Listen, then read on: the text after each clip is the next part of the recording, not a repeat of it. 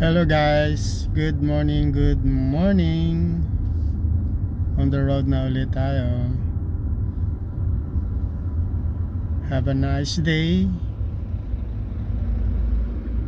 Happy Thursday morning. Yan, thanks God sa panibagong araw muli na taglay natin. On the road na ulit tayo. Nandito tayo sa Kowloon Bay. As usual, yung daily routine natin na ibaba na natin yung ating estudyante. Pabalik na tayo ng Hong Kong side. Ayan, tatahakin na ulit natin yung Kai Tak Tunnel, tapos Cross Harbor Tunnel. Ayan. Good morning sa mga nagkakape. Good morning dyan sa mga papasok pa lang sa trabaho. Ayan, take your time. Ingat po tayo. Ayan. Have a blissful morning everyone. Salamat sa Lord sa panibagong buhay, panibagong hininga, at panibagong kalakasan na taglay ng bawat isa sa atin. Agree ba kayo? Can you say amen? Write down sa comment section. Ayan. Ayan yung atahak. Ayan. Under construction pa ngayon dito. O, talagang grabe ang Hong Kong. Walang tigil sa construction. Walang tigil yung development. So ayan. Ayan o. Pasok na tayo ng Kai Tak Tunnel. Ayan. 2 lane siya. Ayan. Good morning, good morning.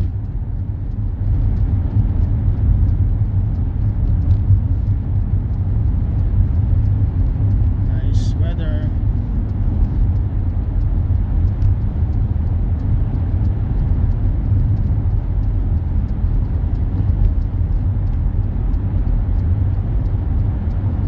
Ito ang ating daily routine.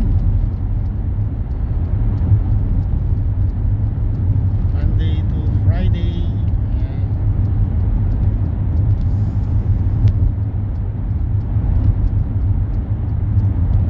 Tapos Sunday naman ang ating rest day, once a week. Ang mga Hong Kong OFW ay may rest day. Napalad ka kung ang amo mo ay mapagbigay. Yung iba mayroon lang Monday to Friday na work. Saturday, Sunday, ayun, free ka. It's your holiday. Naranasan ko yan for 6 years. Ang aking trabaho ay Monday to Friday lang. Sabado, Linggo, holiday. Ayan.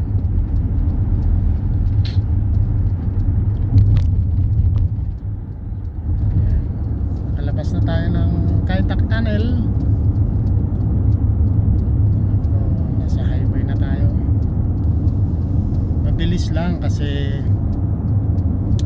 ang mga tunnel dito ay pinalitan na siya. Wala na siyang barikada. E-toll na ang ginagamit, ang electronic na. So sensor na lang. Lahat na sasakyan ay mayroong tawag dito, parang sticker, yung katulad sa Pilipinas, yung RFID. Yan, mayroon siyang RFID. Wala na siyang barikada. So pagdating sa tunnel, bago pumasok ng tunnel, dire-diretso na. So less ang traffic.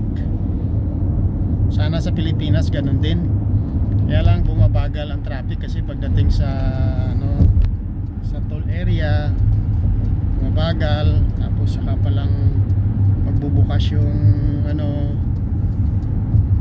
tawag dito, yung parang harang. Ay dito tinanggal na yan. Wala na yan ngayon. Dire-diretso na. high tech na talaga. Kasi malaking abala kasi yun eh. Nag-i-slow down. Wala nang cash pa, puro electronic electronic payment na. Yung auto toll ay nakakonect na sa mga Visa card o di kaya kahit anong klaseng na ginagamit ng may-ari ng sasakyan. Mabilis, so less ang traffic. Ayan, heading na tayo ng ng panibagong tunnel. Ito yung Cross Harbor Tunnel. Ayan.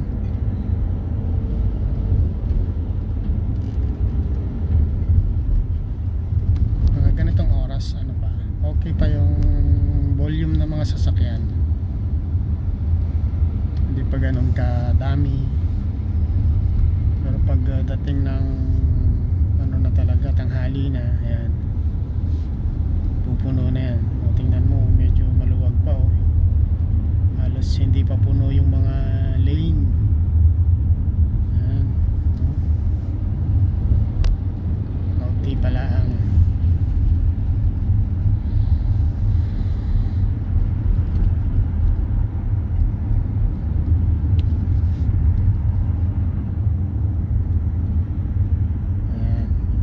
pa rin ngayon, under construction pa rin. Inaalis yung mga sagabal para maklear na talaga yung area.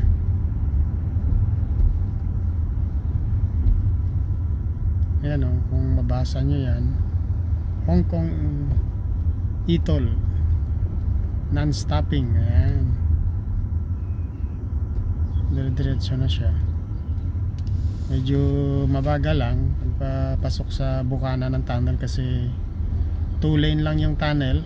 So yung entrada niya marami. Yung entrada niya ilang lane yan? 1, 2, 3, 4, 5. So pagdating dun sa dulo medyo kumikipot kasi 2 lane lang sa loob ng tunnel, kaya medyo mabagal ang pasok. Pero mas okay ito kumpara mo sa dati.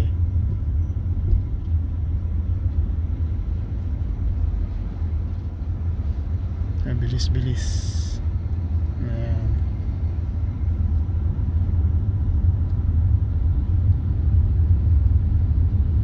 Ito guys ay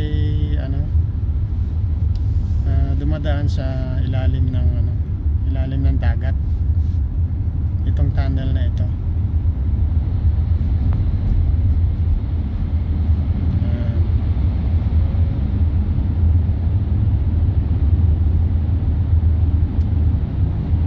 Underwater tunnel.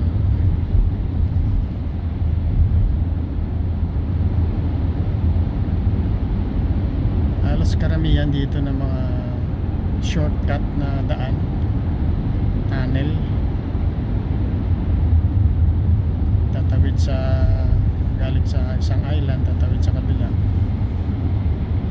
Talaga ang dito tunnel, mas mabilis, shortcut. Ayan. Minsan naman yung tunnel nasa bundok, binubutas yung bundok para mapaiksi yung biyahe. So ayan guys, isang mapagpalang araw, mapagpalang umaga sa bawat isa. Salamat sa aking mga viewers, followers, friends sa Facebook. Ayan. Dito na lang ang ating video. Ayan. God bless you guys. And ingat po kayo palagi.